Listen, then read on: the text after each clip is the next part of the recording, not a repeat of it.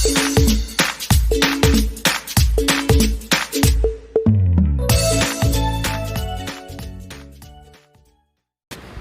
Friends, வணக்கம். இந்த வீடியோவில் என்ன பார்க்க போகிறோம்னா, விப்பிங் க்ரீம் வந்து எப்படி யூஸ் பண்ணணும், ஓப்பன் பண்ணது எப்படி ஸ்டோர் பண்ணணும், அந்த லெஃப்ட் ஓவர் என்ன பண்ணுறது, செல்ஃப் லைஃப் என்ன, இதெல்லாமே பார்ப்போம்.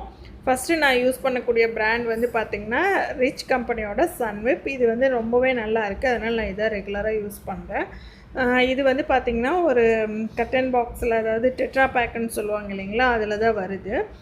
இதில் வந்து ஒரு சின்ன விஷயம் என்னென்னு கேட்டிங்கன்னா, ஃப்ரீசர் வந்து ஹைட்டாக இருக்கவங்களுக்கு பிரச்சனை இல்லை, அப்படியே நேராக வச்சுக்கலாம். மற்றவங்களுக்கு வந்து கொஞ்சம் ஹைட் கம்மியாக இருக்கவங்க ஹரிஜாண்டலாக வச்சோம். அதனால் பேப்பர் வந்து இது வந்து ஊறி போயிடுது அந்த தண்ணியில். அதுக்கு அவாய்ட் பண்ணுறதுக்கு நீங்கள் என்ன பண்ணுங்கிறத நான் பின்னாடி சொல்கிறேன். இது வந்து ஃபஸ்ட்டு எப்படி ஓப்பன் பண்ணணுங்கிறது அதிலே கொடுத்துருப்பாங்க. இந்த இடத்துல ஓப்பன் இட் அப்படின்னு சொல்லி மார்க் பண்ணியிருக்கோம். அந்த இடத்துல வந்து நீங்கள் வந்து இந்த மாதிரி ஓப்பன் பண்ணணும். எப்படி ஓப்பன் பண்ணதுன்னு பார்த்துக்குங்க. இந்த மாதிரி ஓப்பன் பண்ணிவிட்டு அங்கே வந்து புல் அப்புன்னு சொல்லி இருக்கும், அதாவது இழுங்கன்னு சொல்லி அந்த இடத்துல வந்து நீங்கள் இழுத்திங்கன்னா அந்த இது வந்து ஓப்பன் ஆகும். இது வந்து என்னோடது வந்து பார்த்திங்கன்னா அந்த கீழே நம்ம படுக்க வைக்கிற மாதிரி தான் வைக்க முடியும். ஏன்னா வந்து என்னோடய ஃப்ரீசர் வந்து ஹைட்டு கம்மியாக இருக்குங்கிட்டி.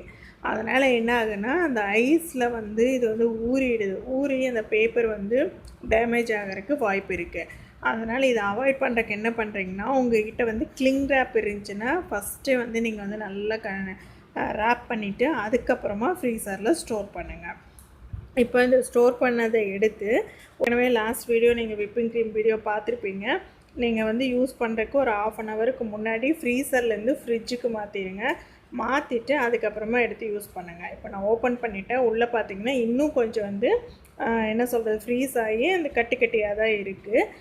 நான் இந்த ஸ்டேஜ்லேயே வெளியில் எடுத்துட்டேன். ஏன்னா ஸ்டோர் பண்ணிவிட்டு அதுக்கப்புறமா நான் விப் பண்ண போகிறேன். அந்த டயத்தில் வந்து இது கரெக்டாக மெல்ட் ஆகிறதுக்கு, அந்த நார்மலாக வந்து விப் பண்ணுற ரேஞ்சுக்கு வரக்கு சரியாக இருக்கும். இப்போ இது எப்படி ஸ்டோர் பண்ணலான்னா, இது ஓப்பன் பண்ணிங்கன்னா இதே பேக்கில் நீங்கள் இப்படியே இந்த மாதிரி மூடி வேணுங்கிற அளவு எடுத்துகிட்டு இதை அப்படியே வந்து க்ளோஸ் பண்ணிவிட்டு மேலே வந்து ஒரு கம் டேப் போட்டு நீங்கள் இது பண்ணிக்கலாம். இதை வந்து ஒரு ஏர்டைட் கண்டெய்னரில் போட்டு வச்சுக்கலாம். அப்படி இல்லை, எனக்கு வந்து இந்த பாக்ஸ் வந்து டேமேஜ் ஆகுது அப்படின்னு நீங்கள் நினச்சிங்கன்னா, இந்த மாதிரி ஒரு ஏர்டைட் கண்டெய்னர், எது வேணால் பிளாஸ்டிக்காக இருக்கலாம், இல்லை ஸ்டெயின்லெஸ் ஸ்டீல், எது வேணால் உங்கள்கிட்ட வேணால் ஏர்டைட்டாக இருக்கணும். அந்த கண்டெய்னரில் நீங்கள் வந்து ஸ்டோர் பண்ணி வச்சுக்கலாம்.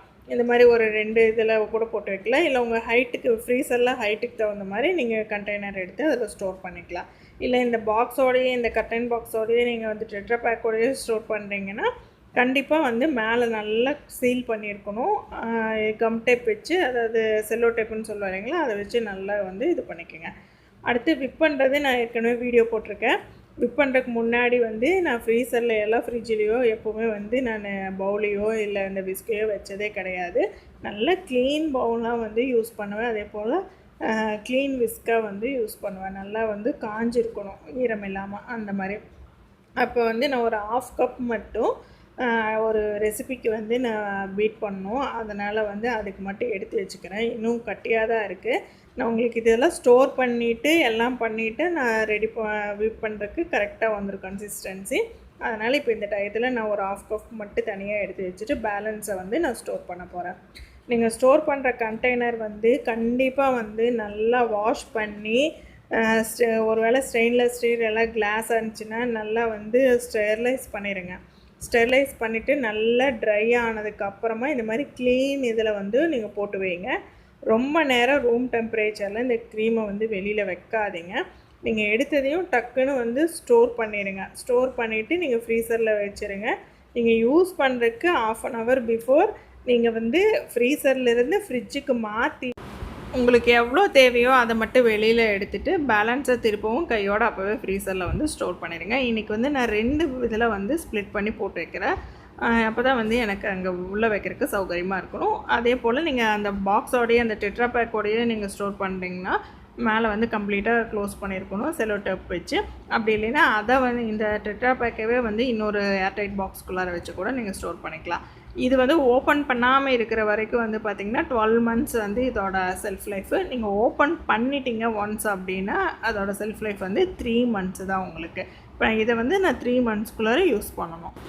விப்பிங் க்ரீம் எப்படி வந்து பீட் பண்ணுறது அப்படின்னு சொல்லி 4 மினிட்ல எப்படி செய்யறதுன்னு சொல்லி வீடியோ ஏற்கனவே போட்டிருக்கோம். அதை பார்க்காதவங்க பார்த்துக்குங்க. பீட் பண்ணனதில் லெஃப்ட் ஓவர் வந்து எப்படி ஸ்டோர் பண்ணுங்கிறத அதில் சொல்லியிருக்கேன். ஏர்டைட் பாக்ஸில் போட்டு ஸ்டோர் பண்ணிக்கோங்க.